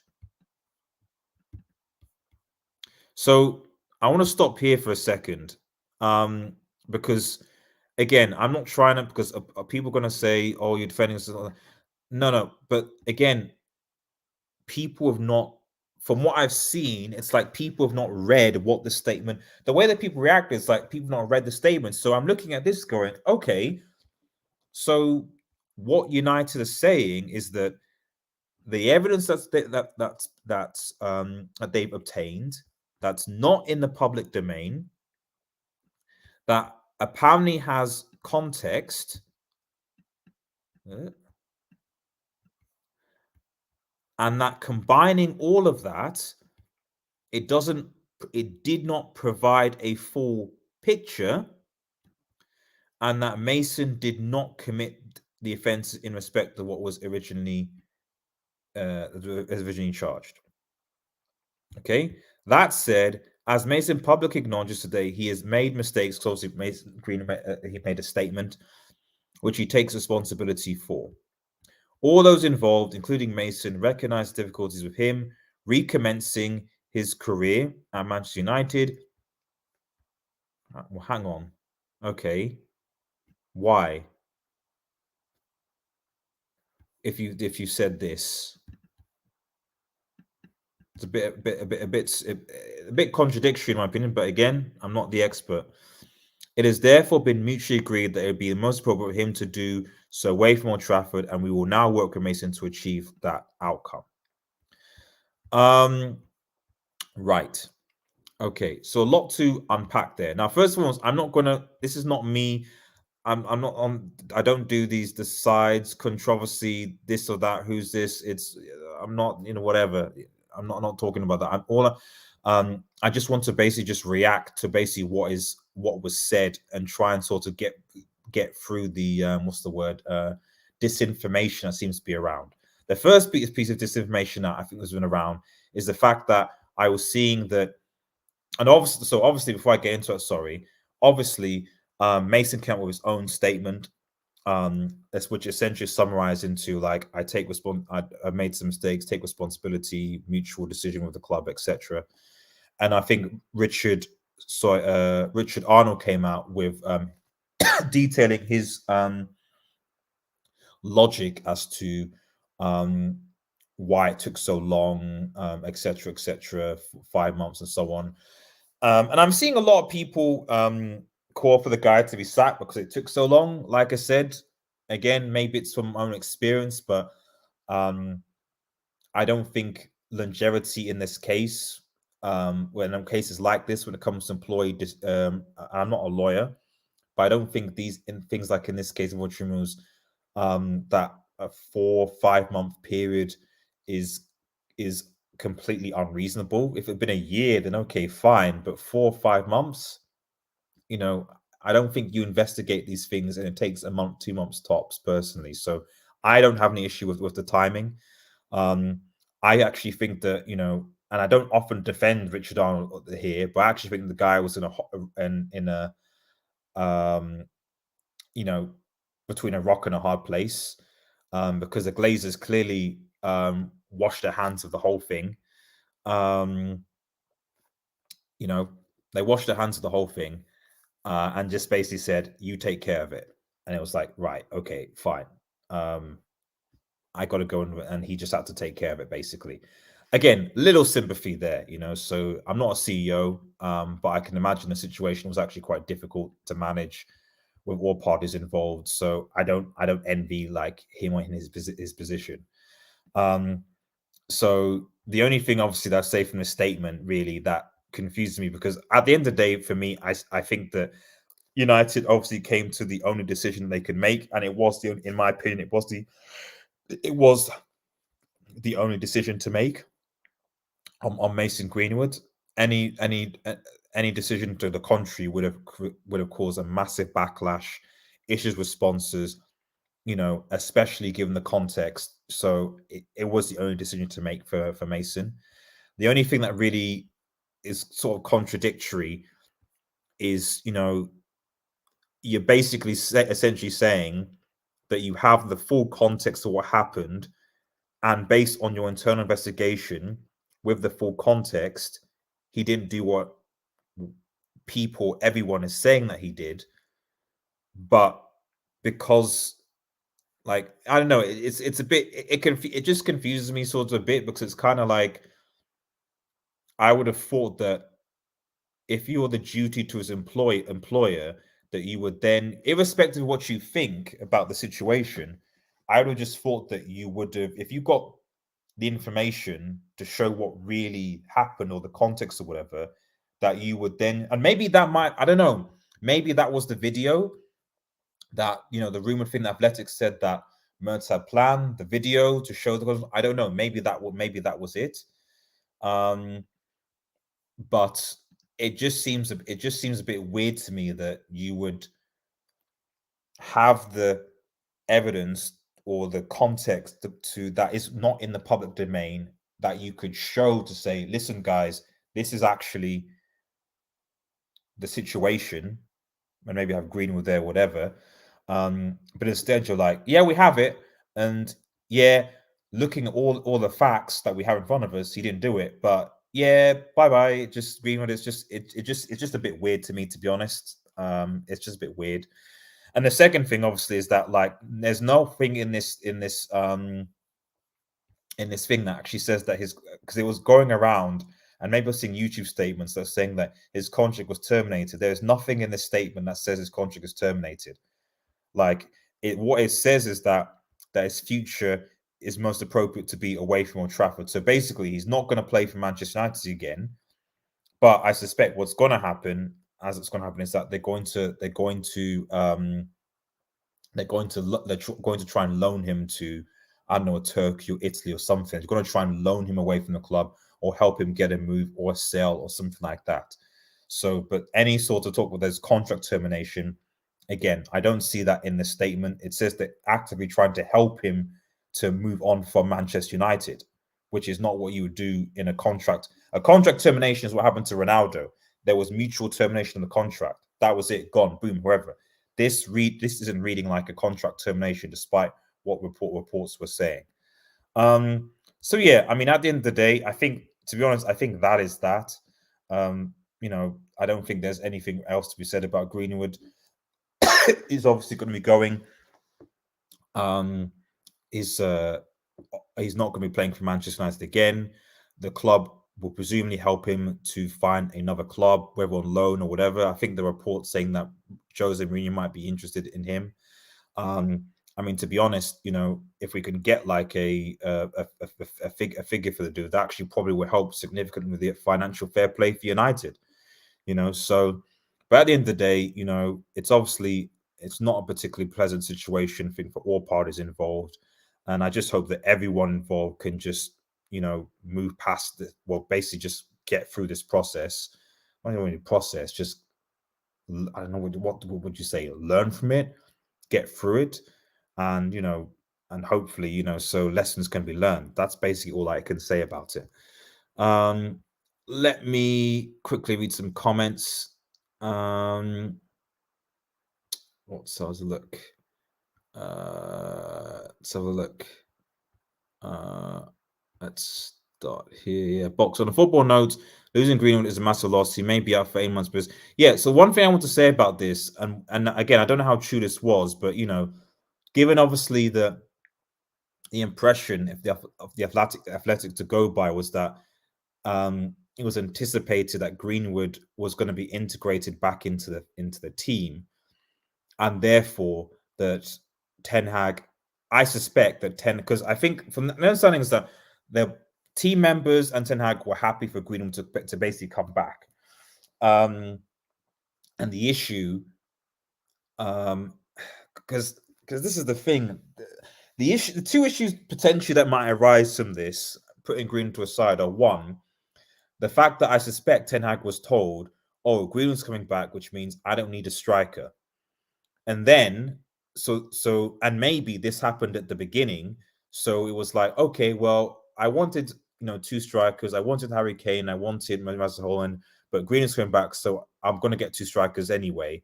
And then now he said, "Oh, you're not having a striker anymore. Greenwood is not happening because people aren't happy. Oh, but it's too late to actually get another striker." And Ten Hag is like, "Right, okay. So basically, I've got to use an injured, fine." And then the other thing is that obviously we don't know the response from the from some of the players and how they will take it. I suspect it will be fine because they should be professionals, but Manchester United players are something else. So I'll leave it at that. Tycoon says Man United dropped the ball and going fired that manager player. Don't know like what's going on on the camp.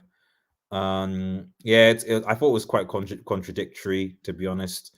Boxer, sounds like the club believe Greenwood isn't plus back him decided to part ways because of public back. That for me, that's what it sounds like. But the thing is, what's odd about it, like I said from the statement, was that, and again, I guess because I'm not a lawyer, I'm not a legal expert, so I don't know. So they have obviously information in context that says he didn't do it, but I suspect So I'm like, why are you not releasing it in public? And the only thing I can think of is that it's legal. They could release it to clarify things, but they can't because the alleged victim has right to anonymity and anonymity, basically, and possibly releasing this information would compromise that and cause a legal problem. They would get sued. So that's what I speculate as to why they've not released it. That's what I think. Obviously, he wasn't convicted, but we're going to let him go. Is essentially the outcome. Essentially. And Box says this statement is clear to avoid United getting sued by Greenwood for lost earnings in the future. I think it's a sue for everyone, potentially sued by him, as you said, and also potentially sued by the alleged victim because of the right to anonymity. Sorry.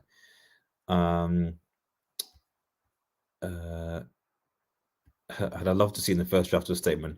Welcome back would probably been what the first draft of the statement would have been.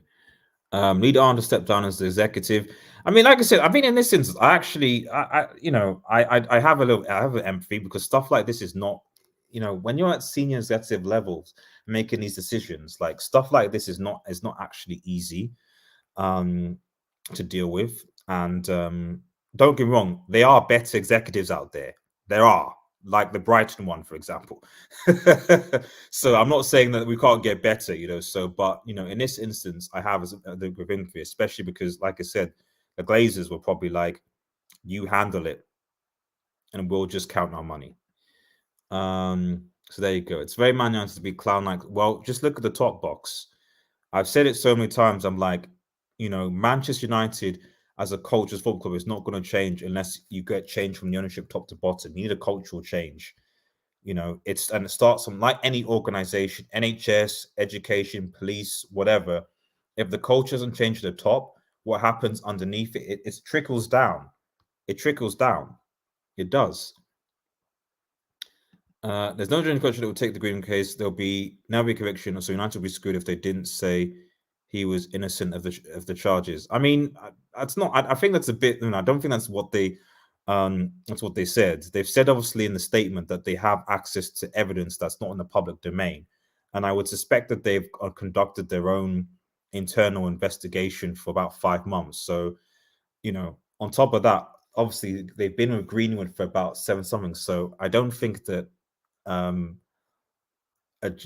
a fact that no judge would sort of take it. No judge could take it because the charges were dropped. So, and this is not a criminal investigation either, So they obviously had their own internal thing. Now, it doesn't mean that their own internal thing is law abiding, which it's not. But they've come to their conclusions, and that's that really, from the evidence that's in front of them. It means that CR7 was right about a few things, So not everything, but definitely a few things. In other universe, Ten Hag is a dream link up of indeed. I don't know how true that was. I'm not sure. Like I said, a lot of this stuff is speculation, man. A lot of this stuff is speculation. That's why I don't like I don't like commenting on speculation. Only stuff that's official coming from the club, or like I know definitively official sources, because there's been too much speculation as to window. So maybe they were, I don't know. Arnold didn't mention that. Well, he mentioned it kind of slightly, but I don't know. Which I financial. See, the thing is, did we? I'll have to double check because, like, I remember one of those thinking like, yeah, but has Fabrizio actually tweeted about it? I think there was something to do. Maybe we were linked, but I never think Fabrizio said anything about like a bid or anything like that. I think there were rumors about it, but I don't recall like an official bid or contact for Arnautovic from what I remember. But that was when I was following Fabrizio and Ornstein. And Ornstein didn't, I don't think, mentioned it at all. But yeah, again, those two and Tom are the only transfer sources that I go by, to be honest, really. Is there... Yeah, Ten Hag did mention before, box. Is there any progress on Sonny? Jamal, it's quiet on that front. Let's put it that way. I mean, in fact, let me see if there. I'm gonna just quickly check, see if Fabrizio has tweeted anything, because usually sometimes when I'm live, I'll see if Fabrizio has tweeted anything, and maybe he has, but I doubt it. The only update you need to know about injuries is that about midfielders is that we're currently injured. I would love to sign Matoma from Brighton, by the way. I would love. Imagine if we had Mitoma instead of Anthony. Man, I would love to sign Mitoma. But Mitoma is going to be like 100 mil now. But like, I would. I don't know. For me, if Sancho and Anthony don't ball this season, one of them has to go, and I'd replace one of them with Mitoma in a heartbeat. I don't know what you think, chat, but that's what I would do. Yeah, I've just quickly scrolled into Fabrizio's page, and there's nothing regarding Manchester United. In fact, Mohamed Kudus, who I actually wanted Manchester United, is looked like it might be going to West Ham. So there you go. I just think if you're a United fan, just don't go on Twitter for a while, because it's going to be a depressing next 7 days. I am going to be doing a transfer deadline stream, so bear that in mind. Yeah, culture reset, exactly. In an alternative universe, we would have had Dortmund, Sancho, Kane. Yeah, but it never happens. It never happens that way. How Mbappe, Kane, Rice, and Bellingham were on the market and we couldn't land one. Bath time, we're broke. Bath time, we're broke. Bath time, we're broke, man. We're broke. We're broke, man. We're broke. Bath time. I'm sorry. We're broke. We're broke. We're unfortunately we don't have any money. That's the thing. Bastos, I don't think I've ever been so pessimistic about United before, bro. That's why I said, like, I've said, culture reset, takeover. That's the only thing that I can think of. I don't care who takes over, whether it's the gym or Qatar at this point. I don't care. All I know is that in order for things to change, there needs to be a cultural, a top to bottom like reset. Because if that doesn't change, the same cycle is going to repeat itself. And already I'm seeing signs, especially in the way that Ten Hag speaks, players' demeanor, etc., that we're beginning to see the cycle begin to repeat itself. And I just don't have the energy for the cycle anymore. I really don't. Cadinho Shelterman says, Adios, would you burn down old Schofield to get rid of the Glazers? Old scaffolds to get rid of the Glazers. I don't agree with arson at all, Cadinho. I think there are other ways that we can get rid of the Glazers aside from burning down Old Trafford. What I would do is if you told me, would I trade the treble for getting rid of the Glazers? There's a strong argument. I'll just put that out there. There's a strong argument. We couldn't sign Rabiot free. Yeah, but I mean, his mum is a problem. I don't want players like Rabiot I see. This is the thing, guys. Like, we're talking about these big names. Like, yeah, but ask yourself, how come like Brighton signed Caicedo for 4 million? We had the opportunity to do so. Why didn't we do that? Now look, he's worth 100 something million. We had the opportunity to sign Alvarez. We had the opportunity to sign so many of those types of players. So you have to answer yourself, forget about these, hype up players or, has-been players, etc. What about the up-and-coming players in talent? Why haven't we scouted those players? When was the last time we bought a player for 4 million where their value went up and they're now 100 something? We've not done that. We've not done that. We've not done that. And that's because of poor scouting. Well, no. I won't say it's because our scouting is okay, but it's because of poor senior management. Why didn't Ed Woodward sanction the move for Caicedo at that time? Because we bought him at that time. You probably don't spend 70+ million on getting Casemiro, and you have a DM that can be with you for the next 5-6 years. There you go.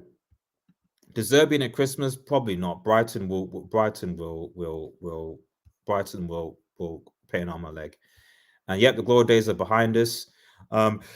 I can see Brighton Blue Spurs. Yeah.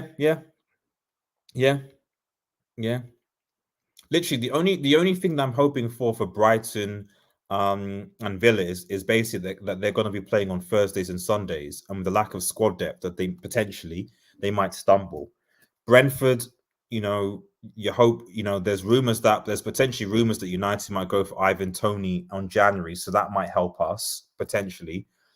Spurs, I can only go by history. Spurs doing a Spursy, and Newcastle, I'm worried. But you're right. I could see them all finishing equally above us because I don't think we beat any of those teams away last season. Lost to Brentford away, drew to Spurs away, got battered by Newcastle away, lost to Brighton away, and I think lost to Villa away as well. So there you go. I heard our number 7 is injured. I'm upset that I won't get to see Mount Far's elite Mahavamari against Forest. Yeah, Don, he's injured, man. He's injured. He's out. He's out. Right, we're gonna wrap up and stuff. I'm gonna quickly finish read your comments and we'll round up. It's not just a squad and manager; it's the staff, the community board. We are so far moved from a community. Yep, football club these days. But I don't necessarily think that I live in Newcastle, and I see the difference between pre-Ashley and I've seen them between pre-Ashley, and post-Ashley with the Saudis. And the reality is, like, the Newcastle it's buzzing every match day. It's buzzing from a place that had empty seats because of Ashley, to a place that's buzzing. The positivity around the stadium, around the local community, it's there. There's a change. People are optimistic. People are happy. People leave their games thinking, even if Newcastle lose, they're like, yeah, but you know what? That's what I'm talking about. The angst that Ashley had is gone. So I don't necessarily think you need to have an owner that comes down and is like, right, hey, how you doing? Although a lot of the Saudi guys actually do stuff in the community, meeting up with community leaders, etc.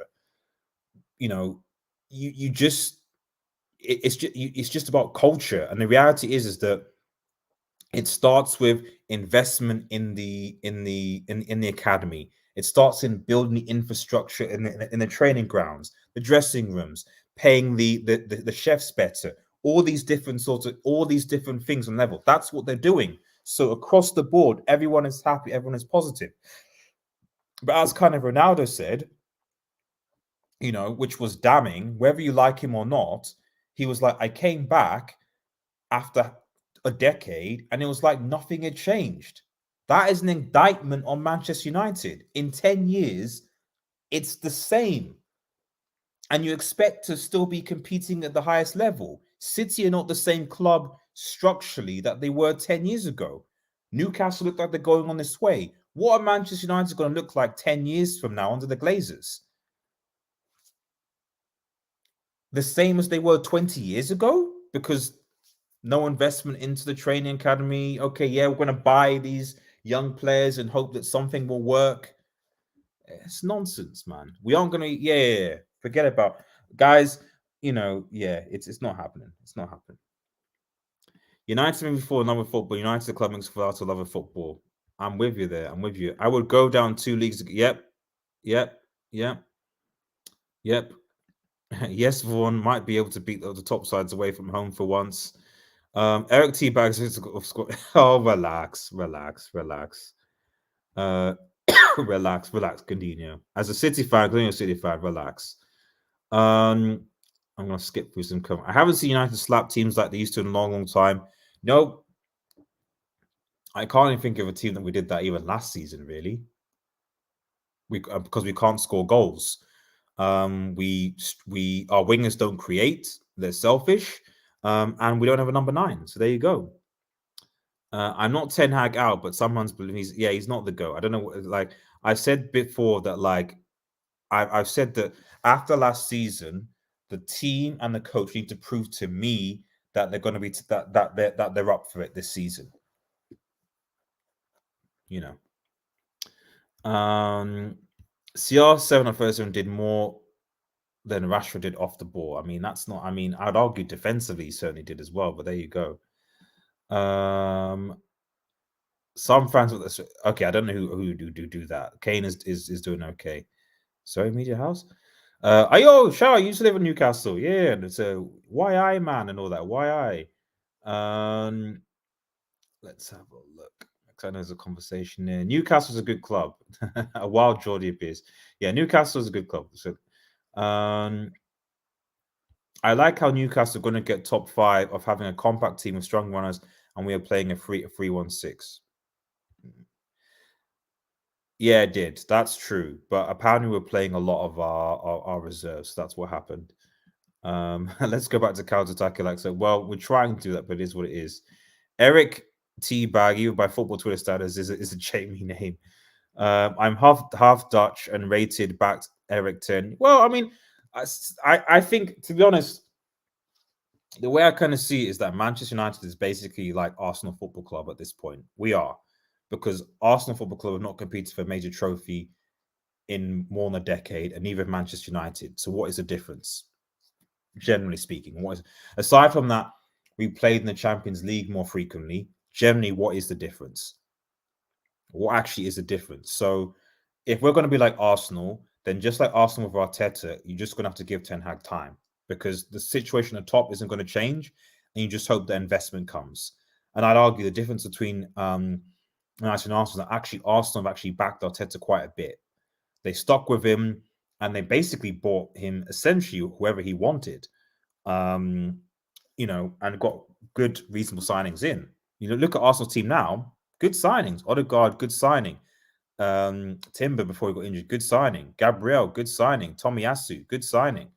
Partey, good signing. Aside from a striker, they made a lot of good. They made a lot of good signings. United, well, there you go. Oh, he did smack a few teams. He did. I give you that. He did. Yeah. Good times on the way. Good times. Right, guys, it's almost 2 hours. I need to go. Thanks, guys, so much for tuning in. Remember, guys, if you're new, remember to like, share, and subscribe to Red Devil Studio. Follow us on Twitter, United X, and smash that notification button. Face Manchester News. Follow us on Twitch, guys. Like I said, I'll be doing my live watch longs on Twitch. So if you haven't already, the link has been pinned up in the comments. On the comments, sorry. Follow me on Twitch, because all my watch longs are going to be there. Stay tuned for the live show on Friday, where hopefully Tom will be back. We'll be doing our weekly Q&A show, match reaction in the weekend as well. So yeah, stay tuned, everybody. Have a nice day, everyone, and cheers. Peace.